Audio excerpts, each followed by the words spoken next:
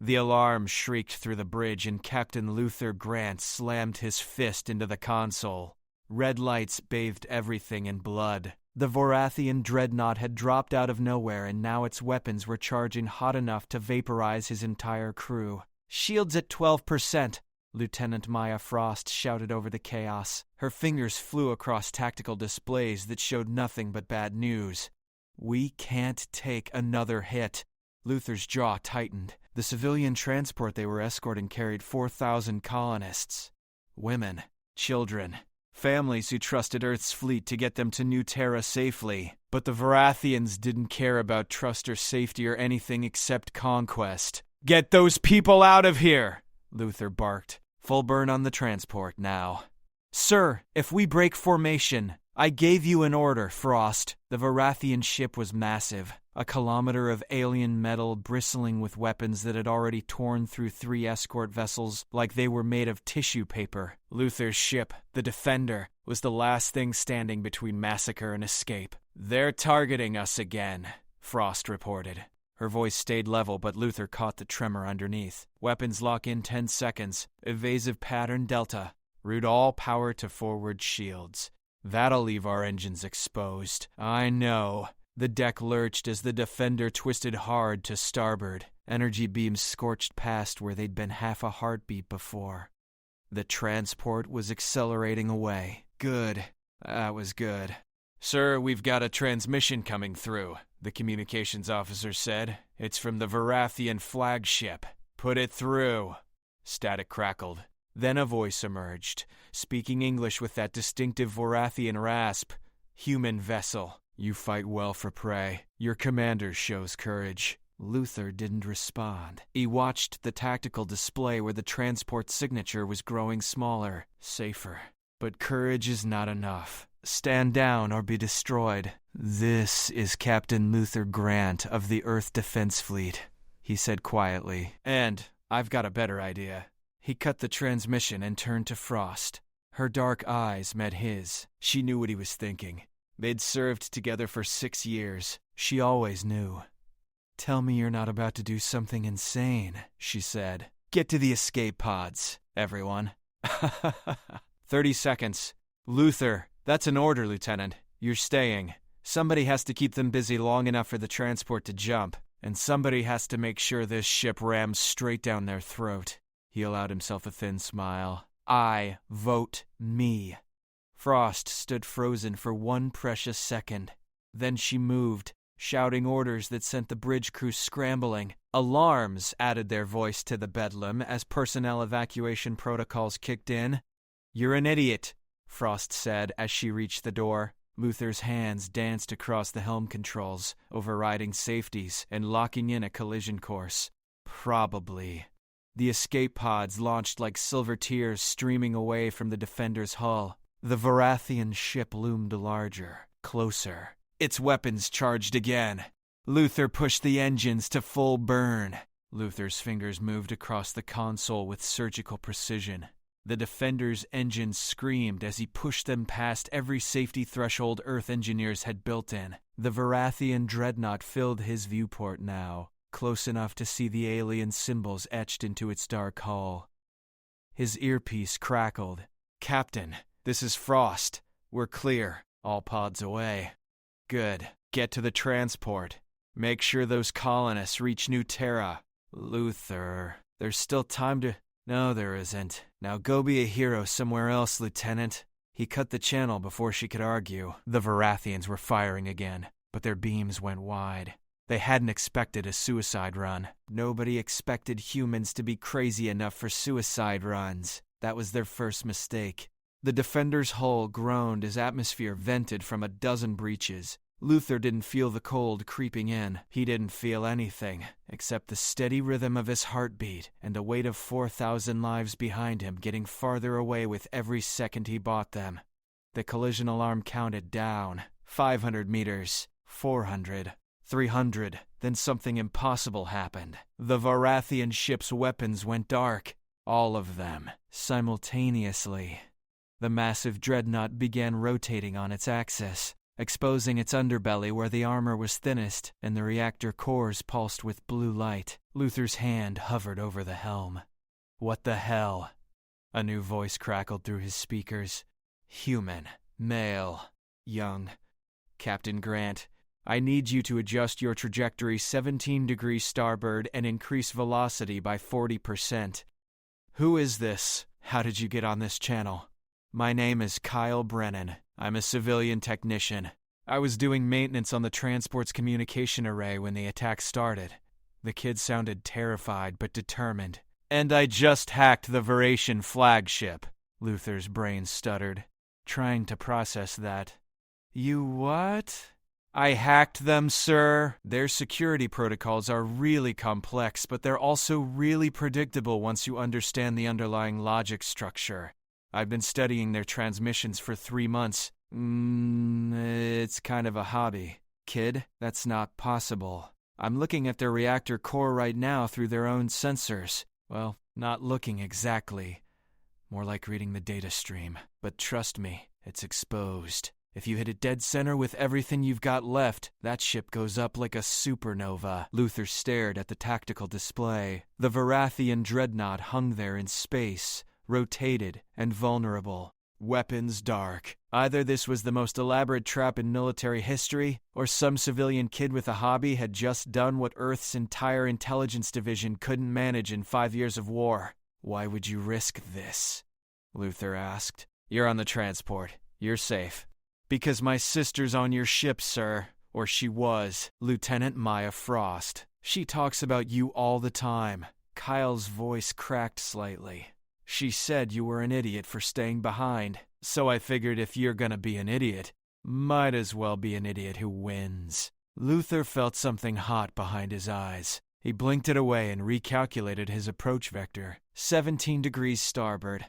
Velocity increased by 40%. The numbers locked in clean. "Kyle Brennan, if we survive this, I'm personally recommending you for the biggest medal Earth's got. If we survive this, sir, I'm gonna need therapy.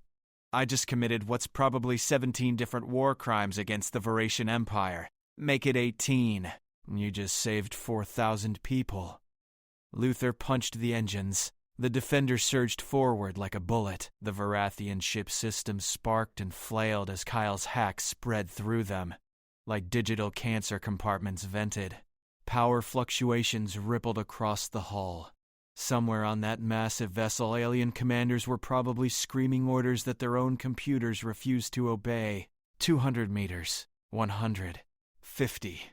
Luther fired every weapon the Defender had left. Missiles. Railguns. Plasma cannons. Energy torpedoes. All of it concentrated on a single point where the Varathian reactor cores burned bright and unshielded. The universe turned white. The explosion caught the Defender's stern and flung the ship away like a toy. Luther's head cracked against his console.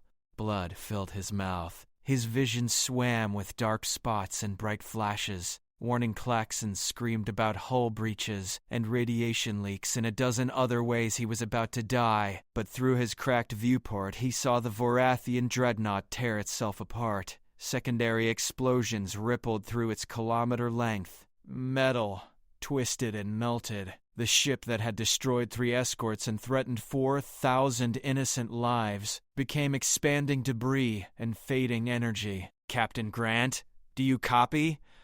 Kyle's voice sounded very far away. "Captain, please respond." Luther tried to speak, tasted blood, tried again. "Still here, kid. Oh, thank God. The transport's coming back for you. Frost is screaming at the pilot to go faster. You've got maybe 2 minutes of air left based on your ship's telemetry. Tell your sister she was right. I am an idiot." "Yeah, but you're our idiot, sir."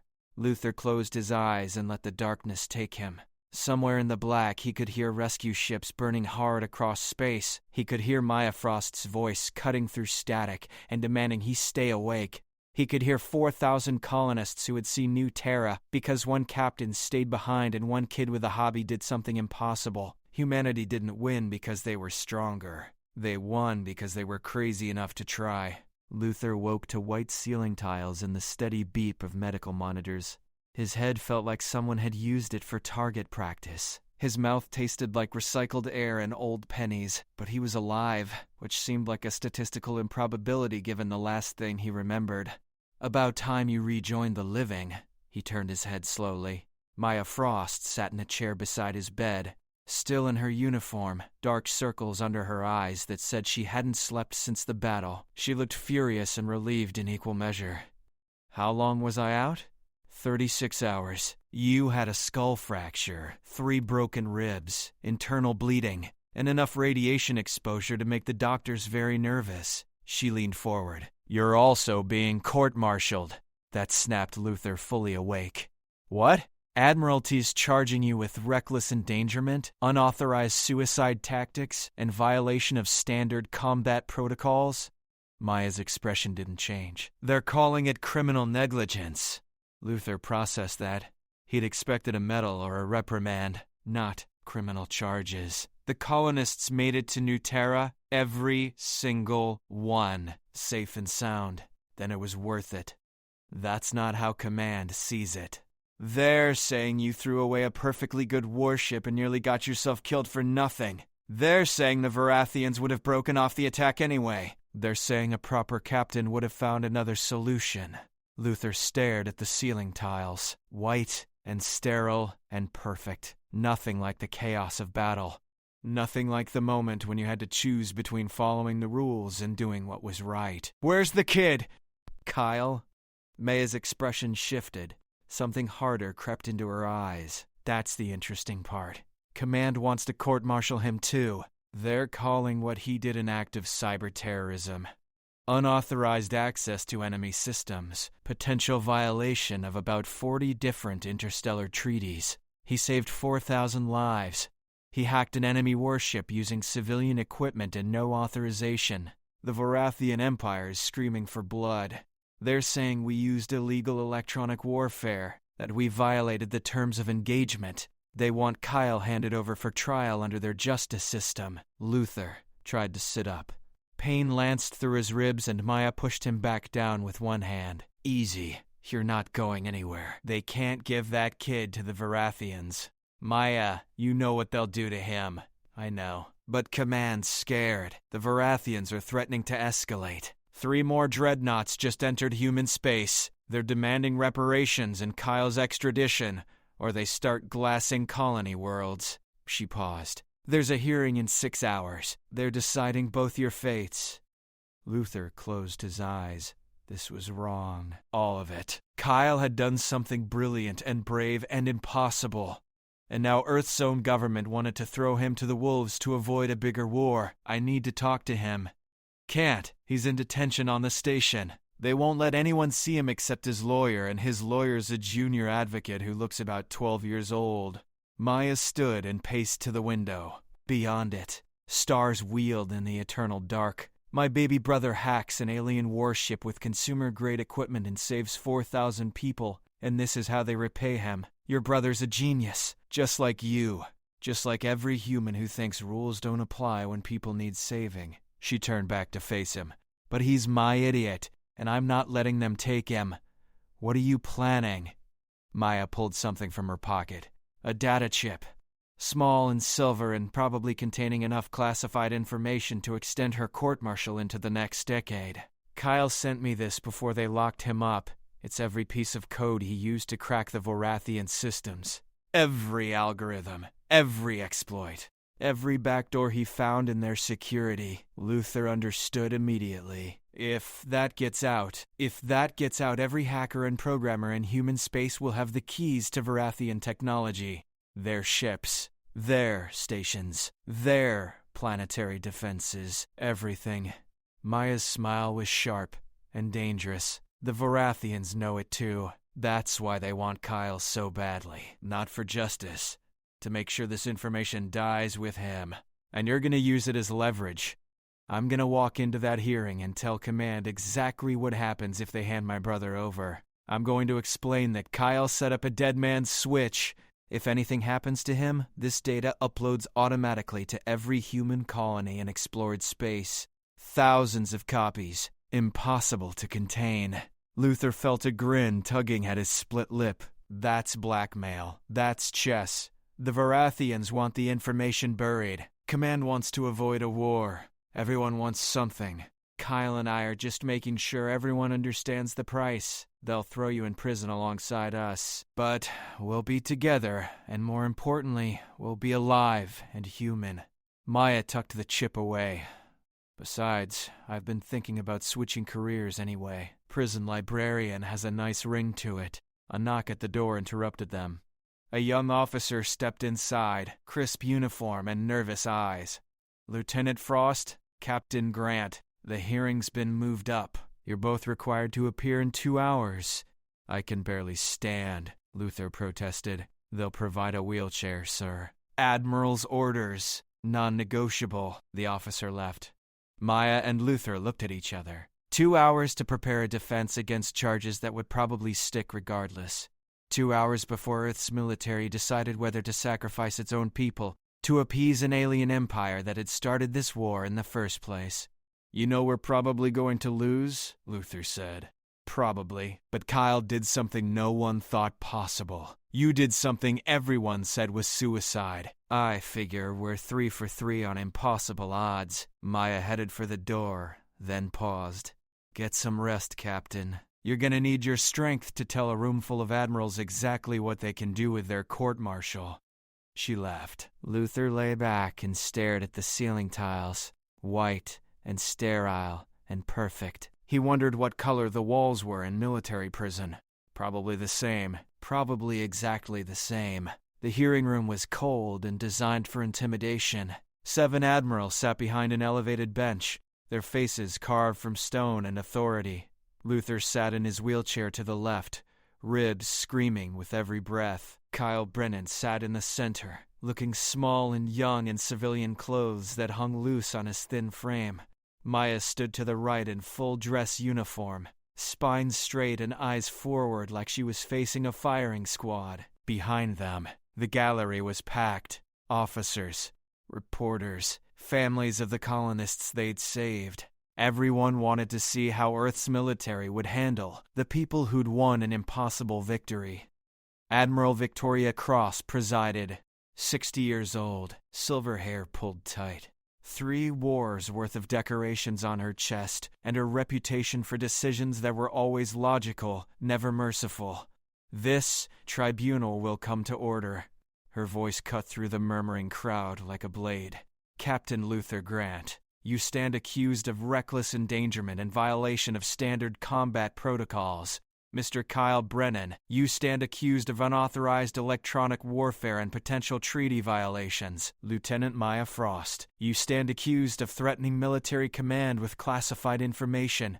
How do you plead? Luther spoke first. Guilty of saving 4,000 lives, Admiral. That's not one of the options, Captain. Then I plead, however, lets me say what needs saying. Cross's eyes narrowed, but she gestured for him to continue. Luther gripped the wheelchair's armrests and forced himself to speak clearly despite the pain medication making his thoughts swim. The Varathians dropped a dreadnought on top of a civilian transport. They were going to kill everyone aboard. Families, children, people who never signed up for war but got caught in it anyway. He paused. I did what any captain would do. I bought them time to escape. By attempting suicide, Admiral Hendricks interrupted from the left side of the bench. He was younger than Cross, ambitious, the kind of officer who saw regulations as religion. You abandoned your crew and tried to ram an enemy vessel. That's not heroism. That's mental instability. I evacuated my crew first. Everyone survived. Because you got lucky, not because you planned well. Maya stepped forward. Permission to speak, Admiral? Cross nodded. My brother didn't get lucky. He got brilliant. Maya pulled out the data chip and held it up where everyone could see. This contains every piece of code Kyle used to compromise Varathian systems. Every exploit, every vulnerability, every backdoor in their entire technological infrastructure. The room went silent. Cross leaned forward slightly. Lieutenant, what exactly are you suggesting? I'm suggesting that Kyle Brennan did in 3 hours what Earth's intelligence division couldn't do in 5 years of war. He cracked their encryption, mapped their networks, Found weaknesses we didn't know existed. Maya's voice rang clear. And if this information becomes public, every hacker in human space will have the ability to infiltrate Vorathian ships, stations, and planetary defenses. That would be an act of war, Admiral Parks said from the right side of the bench. She was older than Cross and looked tired, like she'd seen too many hearings just like this one. It would violate every treaty we've signed. The Vorathians violated treaties when they attacked a civilian transport, Maya countered. They violated them when they demanded we hand over a kid who saved lives. They violated them when they threatened to glass our colonies if we don't comply. Kyle finally spoke. His voice was quiet, but steady. I set up a dead man's switch. If anything happens to me, the data uploads automatically to 200 different servers across human space. You can't stop it, can't contain it, can't delete it fast enough. Hendricks slammed his hand on the bench. That's blackmail. That's treason. That's insurance, Kyle said. The Vorathians want me dead because I proved their systems aren't unbeatable. They want this information buried because if it gets out, they lose their technological advantage, their superiority, their ability to intimidate us. Luther watched the admirals' faces. Cross remained impassive. Hendricks looked furious. Park looked thoughtful. The others were harder to read, but he saw doubt creeping in. Saw them doing calculations that had nothing to do with right or wrong, and everything to do with power and survival. You're asking us to shelter you by threatening mutual destruction, Cross said slowly. You're saying if we prosecute, you'll unleash information that could restart this war on a catastrophic scale. No, ma'am, Kyle replied. I'm saying you have a choice. You can hand me over to the Vorathians and watch them execute me for embarrassing them. You can court-martial Captain Grant for being brave enough to stay behind. You can punish Lieutenant Frost for protecting her brother. He paused.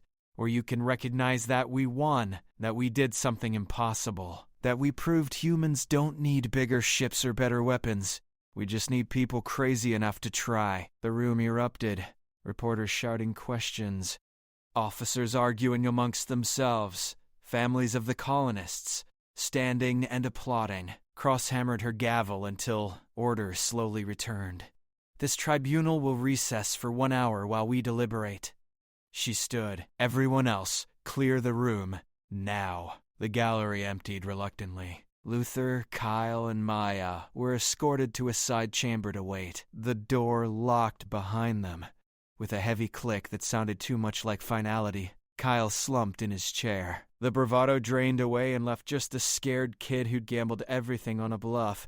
I don't actually have a dead man's switch. I mean, I could build one, but I haven't yet. I was hoping they wouldn't call me on it. Maya stared at her brother. You what? I panicked. I'm not good at this stuff. I'm good at computers, not people. He looked up at Luther. Did I just make everything worse? Luther started laughing. It hurt his ribs, but he couldn't stop. Kid, you just bluffed 7 admirals with nothing but confidence and a data chip. That's the most human thing I've ever seen. They're going to figure it out. Maybe. Or maybe they'll decide the risk isn't worth it. Maybe they'll choose to believe you because it's easier than gambling. Luther leaned forward despite the pain. You did good, Kyle. Whatever happens next, you did good. Maya sat down beside her brother and took his hand. For a moment, she wasn't a lieutenant, just an older sister trying to protect family. We all did, and we're going to face whatever comes next together. They waited. Minutes crawled past like hours. Luther counted ceiling tiles. Kyle fidgeted with his sleeves. Maya stayed perfectly still, but Luther saw her jaw clench tighter with every passing second. Finally, the door opened. A guard gestured. They're ready. The admirals filed back to their bench, with expressions that revealed nothing.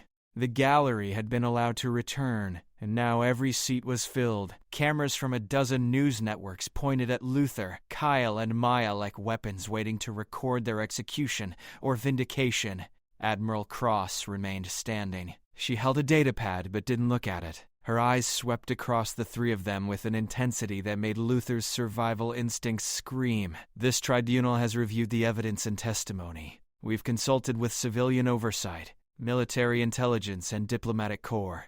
She paused. The silence stretched until it became physical. What we've concluded is this: you're all guilty. Luther felt Maya tense beside him. Kyle's face went pale. Captain Grant, you violated direct protocol by attempting a suicide run without authorization. Your actions, while effective, set a dangerous precedent that could encourage other officers to disregard their own safety. Cross's voice remained level. Clinical. Lieutenant Frost, you threatened superior officers with classified information and attempted to manipulate this tribunal through coercion. Mr. Brennan, you accessed enemy systems without clearance and created an international incident that has brought us to the brink of renewed hostilities. Hendricks was smiling. Park looked away. The other admirals maintained their stone faces. However, Cross continued, and that single word shifted the entire atmosphere in the room. We've also concluded that context matters. Intention matters. Results matter. She finally looked down at her datapad. The Varathian Empire has been terrorizing human space for 5 years. They've destroyed 17 colony ships, killed 40,000 civilians, threatened our settlements, and demanded our submission. They've done all this because they believed we were weak, that we were prey. Cross looked up.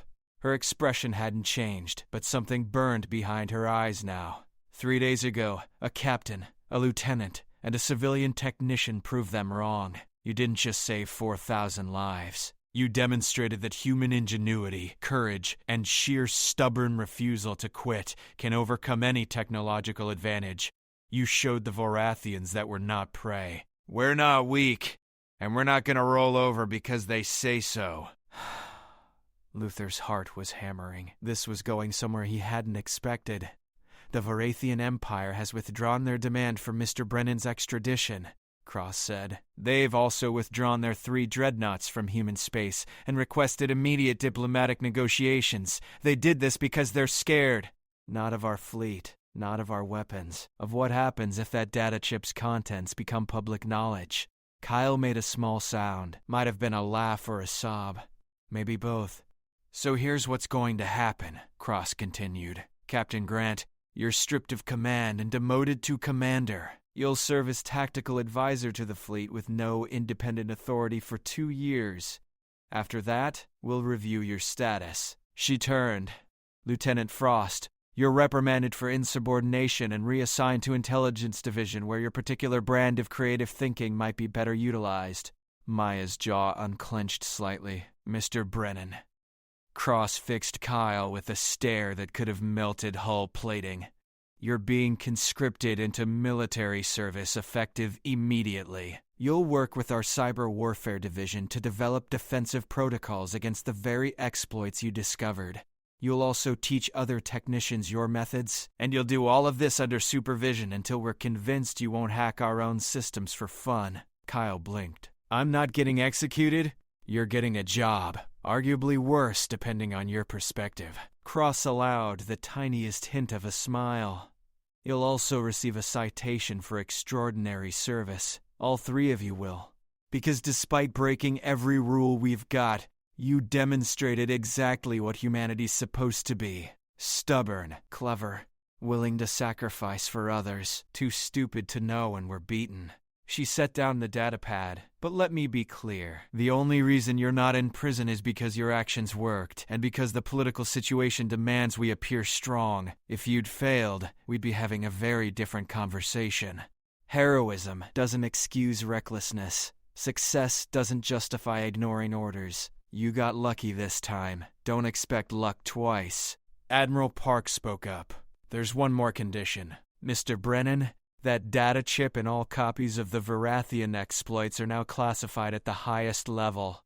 You don't talk about them. Don't share them. Don't even think about them without proper clearance. Understood? Yes, ma'am. Good. Because if that information leaks, it won't be the Varathians you need to worry about. It'll be us. Cross hammered her gavel once. This tribunal is concluded. Dismissed. The room exploded with noise. Reporters surged forward. The colonists' families rushed past security to reach Luther and his crew. Someone was crying. Someone else was cheering. Chaos and relief and celebration all mixed together in a wave that threatened to sweep them away. Maya grabbed Kyle and hugged him hard enough to crack ribs. "You're an idiot. You're a complete idiot, and I love you. And if you ever scare me like that again, I'll kill you myself." "Love you too, sis," Kyle managed to wheeze out. Luther sat in his wheelchair and let the noise wash over him. Demoted, reassigned, still alive, still human, still free to fight another day. He'd take it. A hand landed on his shoulder. Maya had released Kyle and now stood beside Luther with something complicated in her expression. "Commander Grant has a nice ring to it. Could have been worse. Could have been Private Grant. Could have been Corpse Grant." She squeezed his shoulder. "Thank you for staying behind.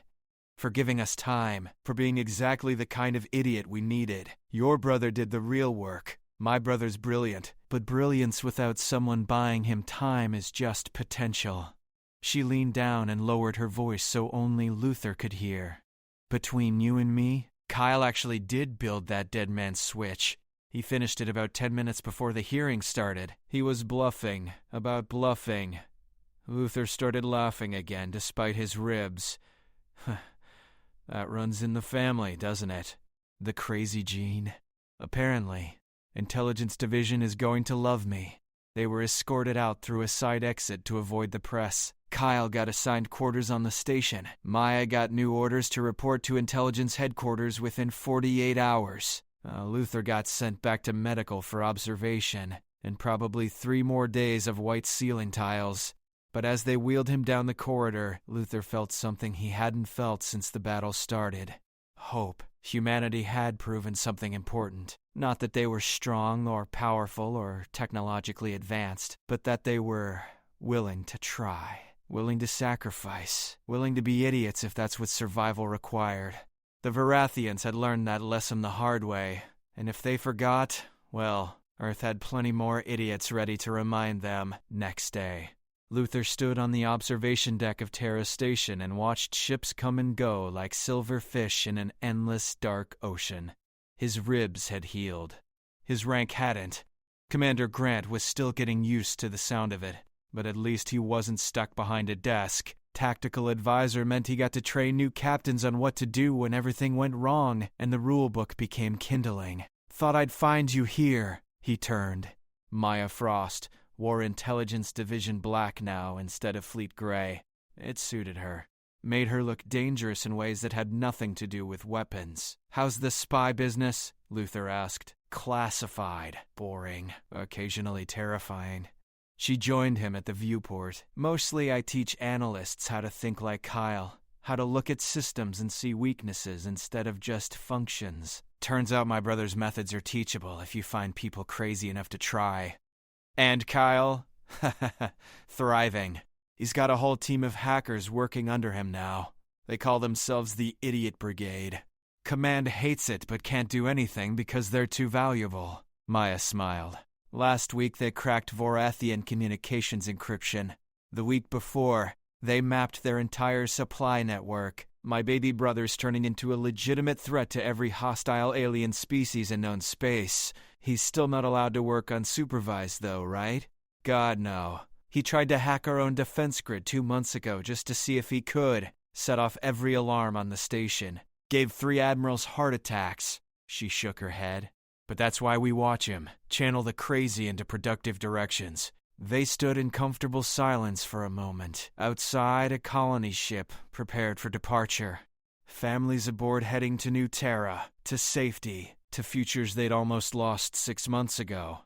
"I got new orders," Luther said quietly. "They're putting me back in command, small frigate. Patrol duty along the outer colonies.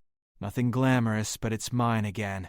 "Congratulations, Captain." Maya emphasized the rank with obvious satisfaction. "Took them long enough to realize demoting you was stupid politics. Commander's fine. I earned that demotion fair and square." He paused. "But yeah, it feels good to have a ship again, even a small one. better than watching from the sidelines.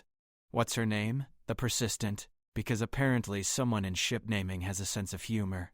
Maya laughed. It was good sound, real and unguarded. Perfect. Absolutely perfect, her communicator chimed. She checked it, and her expression shifted to something more serious. I have to go. Briefing in 20 minutes about Varathian fleet movements near the Rim. Probably nothing, but we don't take chances anymore. Stay safe out there, Lieutenant. You too, Commander. Try not to ram anything expensive. She started to leave, then stopped. Luther, thank you for everything, for being the kind of person who stays behind. We need more of those. We've got plenty. They're everywhere. We just have to stop court-martialing them long enough to let them work. She smiled and disappeared into the corridor. Luther turned back to the viewport. The colony ship was moving now, engines burning bright as it climbed away from Terra Station toward the jump point. Somewhere aboard, families were starting new lives because people had been willing to be idiots when it mattered. His communicator buzzed. Message from Kyle. Just 3 words, and a dozen emojis that made Luther feel old. Stop being sentimental. Got work. Attached was a file. Tactical analysis of Varathian defensive patterns. Fleet positioning data. Supply route vulnerabilities. All the things Intelligence Division had spent 6 months compiling, organized and annotated by someone who saw patterns in chaos. Luther smiled and forwarded it to his new crew aboard the Persistent. They'd appreciate having the best intelligence humanity could offer. They'd appreciate knowing that somewhere out there, a kid who'd saved 4,000 lives was still finding ways to tip the scales in their favor. The galaxy was huge and hostile, and filled with species that thought humans were weak. But humanity had always been good at proving people wrong. Good at surviving despite impossible odds. Good at being stubborn enough to win when winning shouldn't be possible. But they called it humanity, damn right. And Luther Grant, former captain, current commander, professional idiot, was proud to be part of it. He left the observation deck and headed for the docking bay where his new ship waited. The Persistent was small and old, and probably held together more by prayer than proper engineering. But she was his, and she had engines that worked, and weapons that fired, and a crew that didn't know when to quit. That was all anyone needed, really. A ship, a mission. People crazy enough to try. The rest was just details. And humans had always been excellent at handling details, especially the impossible ones. Luther boarded his ship and took the captain's chair. It felt right. Felt like home. Felt like exactly where he was supposed to be. Helm, plot a course for the outer colonies. Best speed. Aye, Commander. The Persistent pulled away from Terra Station and turned her nose toward the endless dark. Behind them, humanity's stations and ships and stubborn refusal to surrender. Ahead of them, whatever challenges the universe wanted to throw their way. Luther settled into his chair and smiled. Let them come. Let the Varathians or anyone else try their luck. They'd learn what every enemy eventually learned. That humanity didn't win because they were strongest or smartest or best equipped. They won because they were too stupid to know when they were beaten. And sometimes, being stupid was the smartest thing you could be. The stars wheeled past. Persistent hummed beneath him. Somewhere in the black, Maya was analyzing data, and Kyle was cracking codes, and 4,000 colonists were building homes on New Terra because a few idiots had decided rules were optional when lives were at stake. It was a good day to be human. A good day to be alive. A good day to fly into whatever came next with eyes open and engines burning. The galaxy didn't know what it was in for.